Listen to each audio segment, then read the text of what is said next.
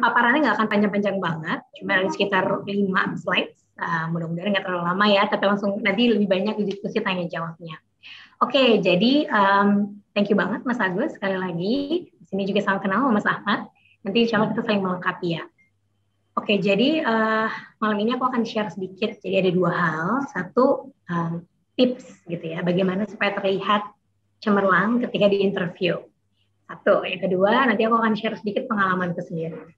Nah, yang perlu di highlight di sini adalah saya tuh pernah gagal dalam interview beasiswa gitu. Jadi insya Allah nanti mudah-mudahan kegagalan itu bisa jadi lesson learned buat teman-teman. Jadi saya sendiri secara pribadi jadi tahu kenapa di yang tahun pertama saya nggak dapet, di tahun kedua saya baru dapat. Nah itu saya belajar, saya lihat sendiri apa sih yang kurang sebenarnya. Gitu. Jadi mudah-mudahan nanti bisa bermanfaat ketika sharing ke teman-teman. Oke, langsung aja ya. Scholarship interview tips. Jadi, ace your scholarship interview. Biasa, introduction singkat dulu sebelum kita mulai. Seperti yang disebutkan sama Poppy tadi, moderator kita. Sekarang saya ada di Human Capital Team dari PT Pertamina Persero. Terakhir saya lulus, baru April kemarin lulus. Tapi kalau pulang ke Indonesia-nya udah dari September. Baru balik dari New York, Columbia University. Ngambil Master of Human Capital Management. S1-nya di UGM, ambil psikologi. Nah, beasiswa sendiri yang saya dapat dari Pertamina. Jadi, kalau nanti rekan-rekan dapat, kita sama-sama akan jadi awardee Pertamina. Meskipun aku Persero, teman-teman Pertamina Foundation, tapi sama, satu keluarga ya. Kemudian, waktu di sana, waktu di Columbia, saya dapat tambahan beasiswa juga dari mereka. Mereka sebutnya Columbia University SPS Excellence Fellowship Award 2020 gitu ya, 2019-2020 itu diberikan ke mahasiswa-mahasiswa yang mereka lihat bisa berhak lah deserve dapat beasiswa gitu. Baru terakhir waktu S1 juga sempat ditawarin beasiswa, cuman nggak diambil waktu itu karena harus bekerja. Nah, itu sedikit pengalaman terkait beasiswanya gitu kan. Nah, kalau untuk gambar yang di sebelah kanan ini adalah potret keluarga. Jadi saya ibu, udah ada 2 anak. Kemarin juga kuliah di New York bersama keluarga dan bawa 2 anak. Gitu. Jadi nanti kalau ada yang mau tanya-tanya, siapa tahu nggak mungkin ya, belum ada yang punya anak di sini ya. Tapi nanti boleh ya kalau mau diskusi. Oke, langsung aja. Aku narrow down malam ini ke 3 hal yang penting untuk rekan-rekan tahu ketika prepare interview beasiswa atau tahapan seleksi apapun itu. Jadi yang pertama, harus paham dulu seluk-beluk dari diri teman-teman. Understand yourself, gitu ya. Nanti kita akan bahas apa aja sih yang bisa ditonjolkan, gitu kan. Kemudian yang kedua, know the organization. Nah ini penting banget yang nomor 2. Biasanya most candidates nggak selalu tahu yang nomor 2. Jadi biasanya dia udah tahu banget tentang dirinya, tapi belum tentu dia paham visi-visi dari organisasi yang akan kasih beasiswa. Padahal itu kunci penting. Kemudian yang terakhir yang paling penting banget adalah practice and practice. Ini yang nomor 3 ini nanti kita akan bahas lebih lanjut ya. Jadi poinnya ada 3 hal, kita akan langsung masuk ke yang pertama. Nah, sebelumnya ada sedikit tips juga. Jadi jangan lupa plan ahead for a good interview. Itu wajib banget. Jadi selama saya sekolah di sana, selama saya berinteraksi sama orang-orang yang dapat beasiswa, saya tahu banget betapa mereka sangat prepare. Jadi mereka tuh udah punya terpean. Jadi mereka udah googling segala macam jenis pertanyaan yang mungkin ditanyakan dan juga udah ngetik jawabannya apa. Mereka hafal di luar kepala. Jadi preparation-nya tuh bener-bener niat gitu. Jadi saya mungkin ada ya 1-2 yang nggak prepare tapi dapat gitu. Itu mungkin kebetulan. Tapi most people yang saya tahu mereka sangat prepare. Mereka udah benar-benar prepare gitu. Jadi please plan ahead for a good interview. Jadi jangan takut, jangan dibilang over prepared. Nggak ada satu hal yang dibilang overly prepared, nggak ada. Yang ada poorly prepared. Jadi harus persiapan ya. Even though itu mesti ngetik, mesti apa, mesti bikin tanya jawab, terus kita udah bikin sendiri, itu wajib banget. Salah satu hal yang saya lihat dari teman-teman saya yang dapat beasiswa itu mereka udah punya kerjaan Q&A versi mereka sendiri. Oke, nah ini. Yang pertama, understand yourself itu, jadi kita tuh harus punya layaknya perpustakaan ya, kita punya inventory of your attributes gitu. Jadi kadang kita suka luput gitu bahwa ada ya pengalaman yang bisa aku masukin ke dalam CV atau ke dalam ketika aku nanti interview, itu jangan sampai lupa. Jadi make sure kalian punya semua inventory 1-9 yang ada di depan ini. satu pasti education ya. Nah, educationnya bisa formal, bisa informal. Kalau formal pasti udah gampang. Tapi informal, nah itu jangan lupa sekarang kan banyak ya course online segala macam, jangan lupa dimasukin di situ. Education masih penting banget di matter. Nah kedua, experience. Experience ini dua-duanya ya paid dan unpaid. Gitu. Kadang orang suka lupa ngasih tahu yang volunteer nih. Jadi apapun pengalamannya, selama itu positif, bermanfaat buat orang, itu di-share aja. Misal apa Kak? Misal aku pernah jadi relawan nih di Indonesia Mengajar. Gitu. Itu kan unpaid ya. Kadang orang nggak selalu masukin, tapi sebenarnya itu penting. Karena di situ ada value yang kalian tunjukkan. Gitu. Bahwa kalian passionate buat berbagi sama orang lain, passionate buat bermanfaat buat orang lain. Nah, itu mungkin terlihat simple, tapi sebenarnya jangan lupa dimasukin. Gitu. Experience yang baik paid maupun unpaid. Jadi voluntary activities, internship, PKL, semua masukin. Nah, terus nomor 3, pasti ya accomplishment and achievements. Duh, gimana Kak? Belum ada nih gitu. Prestasi apa yang mau aku tonjolin belum ada gitu. Nah, prestasi ini orang suka terjebak kadang-kadang hanya pada kayak prestasi akademik atau prestasi yang apa gitu ya, yang harus juara kompetisi apa gitu. Itu udah pasti. Tapi sebenarnya accomplishment kecil ya, misalkan di kampus gitu teman-teman atau di sekolah gitu. Misalkan di organisasi mimpin apa, kemudian acaranya berhasil misalkan, itu kita bisa bilang accomplishment sebenarnya. Jadi tidak harus memenangkan atau juarain sesuatu, tapi pengalaman yang berhasil ketika melihat sesuatu itu salah satu accomplishment yang wajib banget diutarakan ketika interview. Jadi jangan lupa. Nah banyak nih ketika aku beberapa kali one-on-one mentor gitu ya terkait accomplishment, achievements ini, terus mereka suka nanya gitu, Mbak, aku belum ada sih achievement, kayak aku bukan tipikal yang suka juara-juara gitu. Terus, nah aku selalu bilang, setelah aku gali gitu, pernah ikut project nggak gitu, pernah ikut suatu kegiatan nggak di sekolah atau di kampus atau dimanapun. Nah, apa acaranya? Terus itu goalnya apa? Kemudian apa yang kamu lakuin sebagai part of the team, sekarang bukan ketuanya. Terus hasilnya gimana? Itu sebenarnya bisa dibilang sebagai satu accomplishment karena tidak semua harus one man show kan. Justru teamwork juga bagus. So jangan takut kalau nggak pernah ikut apa segala macam kompetisi, masih bisa banyak hal yang kita bisa kemas sebagai accomplishment atau achievement. Oke, terus skills and competencies. Nah ini penting juga. Yang jelas yang nomor 4 ini, skills and competencies harus kita matchingkan sama apa yang lagi dicari sebenarnya sama si pemberi beasiswa. Gitu. Jadi berbagai beasiswa itu beda-beda ya. Mungkin nanti Mas Agus juga bisa melengkapi sebenarnya profil seperti apa gitu ya Mas Agus yang dicari nih gitu sama PF. Pasti udah ada sebenarnya dari awal. Nah itu yang kalian harus tahu banget. Karena berbeda-beda. Misalkan kita ngomongin beasiswa lain, ada AAF, Australian Award, ada Fulbright, ada apa tuh dia berbeda-beda kadang yang dicari. Gitu. Even di setiap tahun skill yang mereka required atau skill yang mereka ingin kasih beasiswa itu juga beda-beda. Jadi pastikan tahu skill yang dicari apa, kemudian mudah-mudahan kalian punya ya skill yang matching, ataupun jika tidak, masih serumpun, masih bisa didekatkan. Jadi make sure tahu skill yang dicari itu apa. Contoh kayak misalkan Australia Award tahun ini, kalau dibaca requirement-nya dari 3 kolom gitu, kita bisa tahu bahwa oh medical nih, orang-orang di public health, dokter-dokter nih yang mereka cari gitu. Jadi sebenarnya itu penting juga ya buat kita tahu sebagai aplikan. Terus tadi community service, organization itu pasti. Ini juga suka baik yang nanya nih. Aduh Kak, aku nggak aktif organisasi nih gitu. Oke, nggak apa-apa, nggak ada kata terlambat. Mulai besok harus aktif ya gitu. Jadi memang organisasi ini satu hal yang penting. Salah satu hal yang dilihat gitu ya. Bagaimana kemampuan Anda di dalam organisasi. Kenapa sih Kak? Kan kuliah aja atau sekolah aja cukup gitu. Nah ternyata memang kalau di organisasi itu kan kita belajar menyeimbangkan antara needs orang, needs organisasi, needs kita sendiri. Nah, itu yang nggak mudah. Belajar juga buat asertif gitu. Belajar juga buat dijatuhkan atau misalkan orang nggak setuju gitu. Nah, itu di situ tuh yang bagaimana cara kita bisa dewasa menghadapi hal-hal dilema organisasi itu ya, itu yang sebenarnya mau dilihat. So jangan lupa kalau ada organisasi apa aja boleh dimasukin dan selalu kemas menjadi satu hal yang positif. Nah, nomor 6, strength and weakness. Ini aku sering banget dapat pertanyaan, Kak, aduh aku tuh bingung kalau ditanya kelemahannya apa gitu. Nanti kalau aku bilang kelemahan aku nggak jadi diterima lagi gitu kan. Itu benar ketakutan yang wajar ya. Nah di weakness ini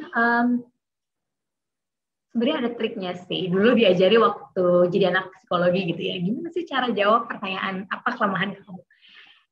Kuncinya satu teman-teman. Jadi know your weakness, it's okay, tapi know how to handle those weaknesses. Jadi misal, dan itu trik pertama. Trik kedua harus tahu weaknessnya juga yang sebenarnya bisa dibilang positif. Contoh, aduh, ditanya ya, Mbak Rima weaknessnya apa? Boleh nggak cerita dong? Kasih saya akan jawab, saya tuh workaholic gitu ya. Workaholic orang suka bilang itu bukan weakness. Tapi buat saya itu bisa jadi weakness karena saya jadinya kerja terlalu keras tanpa memperhatikan jam tidur misalkan. Atau saya kadang ngelewatin jam makan. Kadang saya terlalu stress out saking saya workaholicnya atau pengen mencapai target. Itu kelemahan saya karena bagus untuk perusahaan bisa jadi nggak bagus buat saya secara jasmani gitu ya misalkan. Tapi memang karena saya sudah tahu kelemahan saya itu, saya tahu cara menghandle-nya gitu. Jadi saya selalu mulai belajar untuk menschedulekan tidur di waktu yang sama setiap malam misalkan. Atau saya pasti pasang alarm gitu. Setiap 90 menit saya harus break 15 menit misalkan kayak gitu. Jadi sesuatu yang gimana teman-teman beda kan ya kalau kita bilangnya misalkan aduh weakness-nya saya tuh ini suka nggak termotivasi misalkan. Itu sangat terdengar negatif gitu kan. Tapi kalau yang tadi sebenarnya merendah untuk meninggi gitu. Jadi dulu diajarin kayak gitu ya, salah satu tips and tricksnya. Jadi apapun itu salah satu contoh saja, nggak harus dicontoh pluk, tapi salah satu jawaban yang apapun kelemahannya, yang penting kalian tahu cara mengatasinya, udah tahu gitu. Jadi saya tahu lemah saya di sini, saya tahu atau misalkan saya tuh orangnya deadlineer gitu, supaya kerjanya mepet deadline. Tapi teman-teman bisa bilang, tapi sebenarnya saya bisa handle dan lain sebagainya. Nah, itu boleh. Jadi know your weakness, know how to handle it. Udah itu satu pasang. Jangan pernah ngasih tahu weakness tanpa tahu cara menghandle-nya. Salah satu tipsnya seperti itu. Nah, kalau kekuatan lebih mudah ya. Yang penting nggak oversell. Di kekuatan ini, di strength ini juga cocokin sama apa yang dicari. Balik lagi. Kalau dicari adalah orang yang jago teamwork ya. Berarti ceritain saat-saat kalian dulu di teamwork seperti apa ya teamwork yang salah satu pengalaman yang teamworknya oke misalkan kayak gitu. Itu untuk nomor 6. Nah, nomor 7 extracurricular activities. Aku yakin banyak nih kalau teman-teman yang sekolah ya mau jadi panitia apa itu penting juga buat dimasukin. Nah, nomor 8 dan 9 work ethics and value itu kadang overlook. Jarang orang ngomongin work ethics saya gimana. Jarang orang ngomongin saya value-nya gimana. Nah ini kadang overlook. Teman-teman jangan lupa juga gitu buat tahu untuk menyadari know yourself, understand yourself. Saya tipe kerjanya gimana? Misalkan kayak tadi ya. Saya tipikal orang yang work ethics-nya tuh misalkan live up to high standard misalkan gitu. Misal ya kayak gitu. Itu sebenarnya salah satu hal yang bisa kita bilang. Nah itu disesuaikan lagi sama keadaan teman-teman masing-masing ya untuk work ethics ini. Kemudian yang terakhir value. Nah, yang value juga sama sebenarnya. Value itu nggak semua orang udah nunjukin dari awal. Tapi penting juga buat kita tahu. Misalkan value saya itu tipikal, saya orang yang berintegritas misalkan. Atau saya orang yang selalu kasih 120%. Jadi above and beyonder misalkan gitu tuh bagus juga. Jadi kalian harus tahu ya value dan work ethics seperti apa. Maaf kalau ada berisik ya. Oke. Lanjut, nah ini yang kedua, teman-teman jangan lupa riset ya. Understand the organization, know the organization, and do your research. Salah satu ciri-ciri yang saya lihat dari rekan-rekan waktu saya belajar di sana ya, di Columbia tuh, mereka tuh suka banget research. Terus pertama saya dengar kata research, saya pikir, oh orang ini riset gitu ya, riset beneran gitu dengan subjek, kemudian dia analisa gitu. Ternyata sih enggak, risetnya mereka tuh nggak kayak gitu. Risetnya mereka tuh ya bener-bener cari tahu tapi dalam gitu. Jadi misalkan, contoh paling gampang, yang saya lihat kenapa sih mereka ini pada bisa ya ketika masuk ke room, mereka tuh presence-nya kerasa, terus ngomong tuh nyambung gitu ya. Contoh di kelas, waktu aku di kelas, si narasumbernya gitu, misalkan dia dari PepsiCo waktu itu. Itu teman-teman aku tuh udah bisa ngomong banyak tentang PepsiCo karena mereka riset. Itu aja padahal hanya untuk satu sesi kelas gitu ya, hanya untuk satu sesi kelas yang notabene hanya 2,5 jam maksimal. Itu mereka riset dan mereka bisa ngomong dari visi perusahaan, mereka lagi ngalamin gimana kinerja perusahaan sampai terkait HR-nya gimana, mereka tuh udah tahu before ketemu sama tuh orangnya, padahal tuh baru untuk kelas aja. Bayangin kalau misalkan untuk beasiswa kayak gini, pasti akan jauh lebih dalam risetnya. Jadi please do your research. Aku nggak akan lelah menekankan satu poin ini. Jadi penting banget. Itu hal yang bisa membedakan kalian dengan teman-teman yang lain. Gitu ya. Jadi ada 3 hal di sini. Know the mission of the organization yang offer the scholarship for you. Dan kaitkan itu ke value Anda yang tadi sebagai kandidat. Gitu.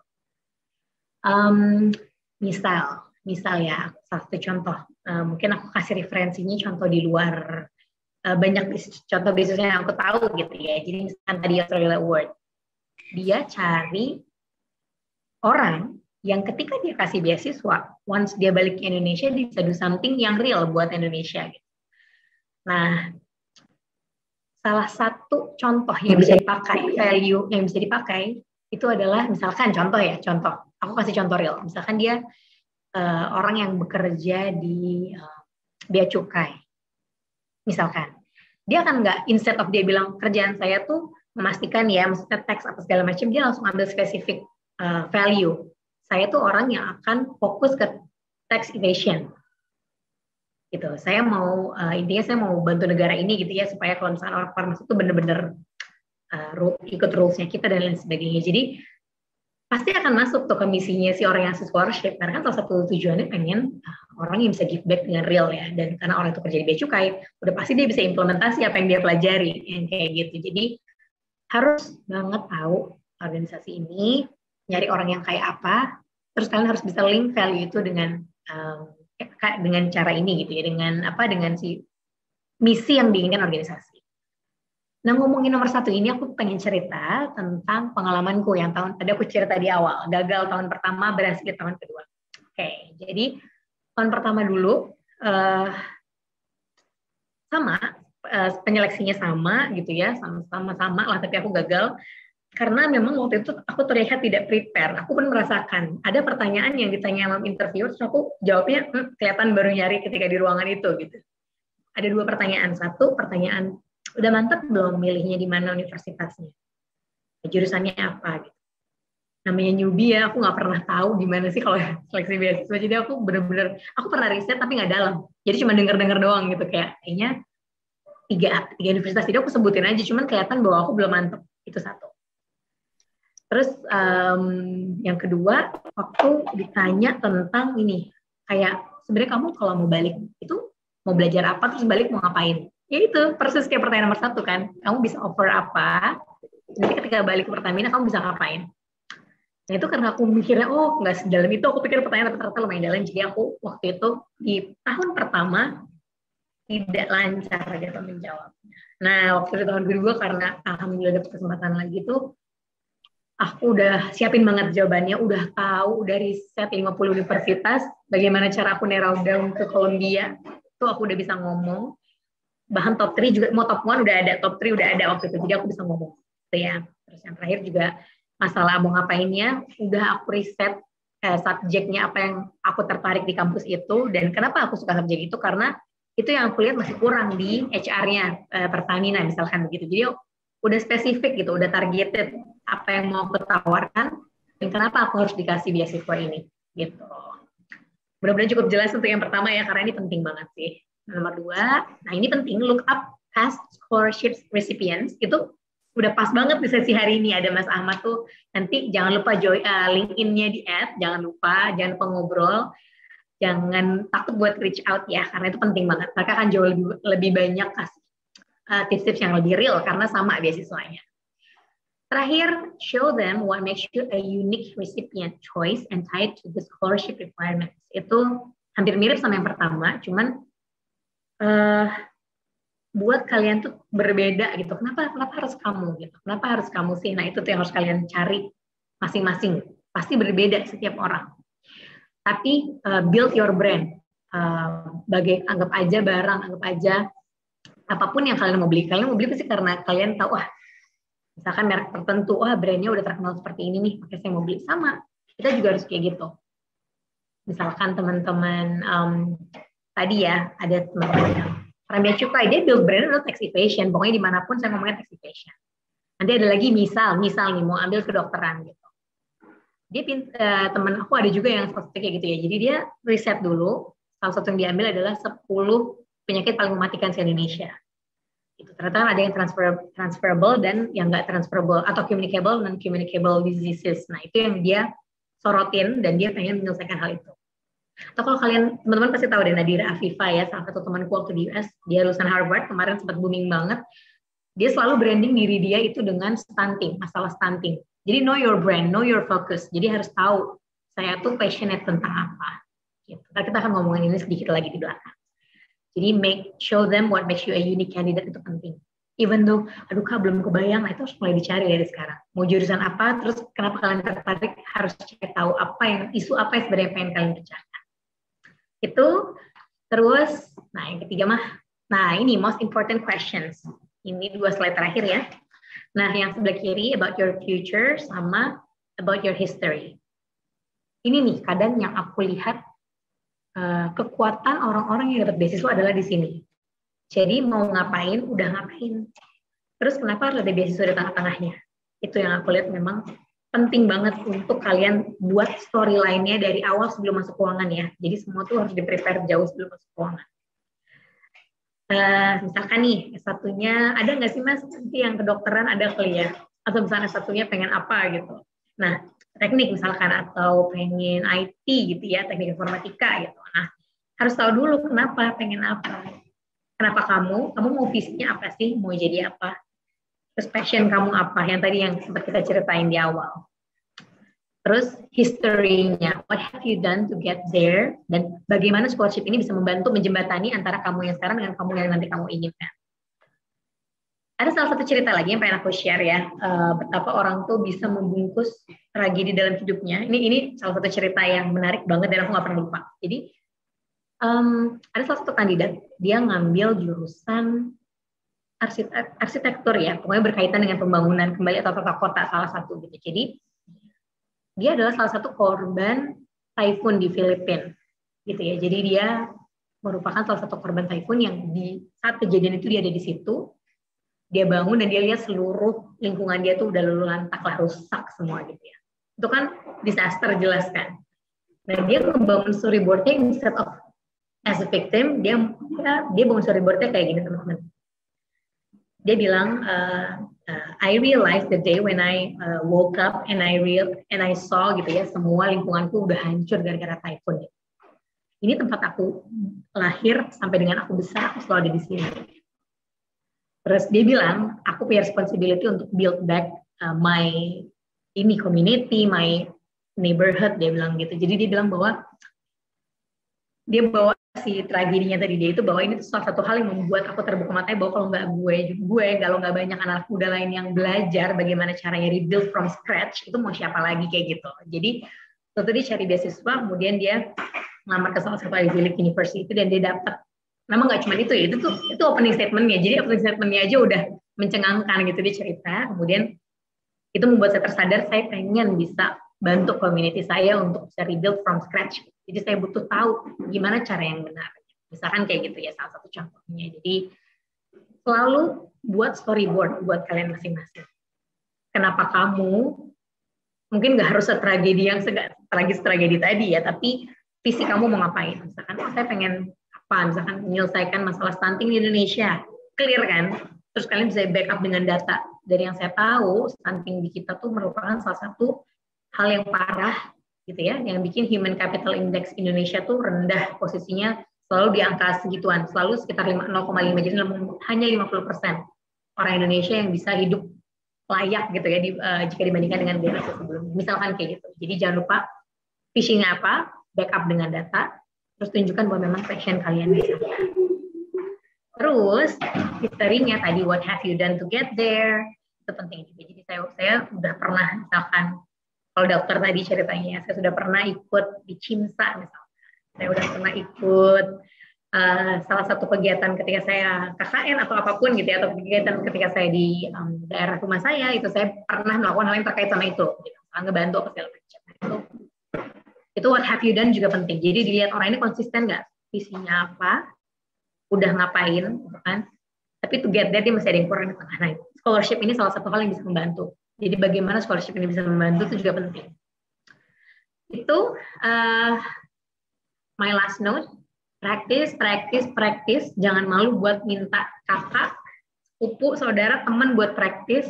Saya sendiri juga kayak gitu, pasti punya mentor ya kan. Teman sendiri yang udah duluan keterima di Ivy League, saya minta dia latihan nanyain saya gitu kan, minta udah ngetik jawaban segala macam. Jadi please practice. Teman-teman yang kalian lihat sukses tuh nggak di sana dengan tanpa perjuangan lah gitu. Jadi practice gitu. Thank you, itu aja dari aku. Nanti kita akan banyak diskusi tentang ini ya, pengalaman atau pertanyaan-pertanyaan. Silahkan ya, nanti pas sesinya. Thank you.